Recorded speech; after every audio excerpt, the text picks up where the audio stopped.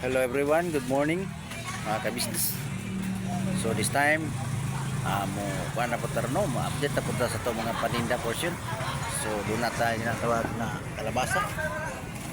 Kung kalabasa guys, gagmay ra kayo guys.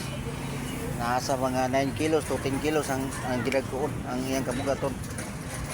So barato ra ni guys, tag 20 ra ang kilo. So kasay dani naatay ginatawag na sweet corn. So aside ani natay karlang diha kay boss. So aside ani guys natay ginatawag na kamuti pang good vibes. Og naapod tay siling nga pang pahalang no. So naapod tay ginatawag na another siling. Oh mo na gitawag na buyo.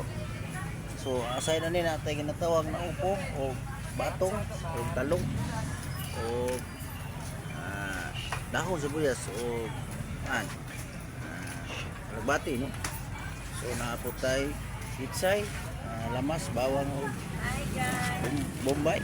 So naapot tayo ginatawag na loya no?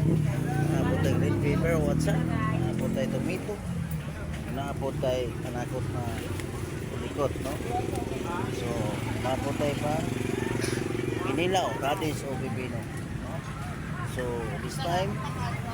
So this time guys, mura tong ipakita sa inyo.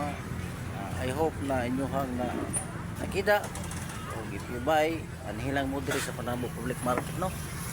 So ara ko diri guys. So ato lang siguro o ato sa sunod ni kayon. Thank you so much for watching. Thank you guys. Thank you mga ka-business. Ka-business na ka-business. Thank you po. Nice.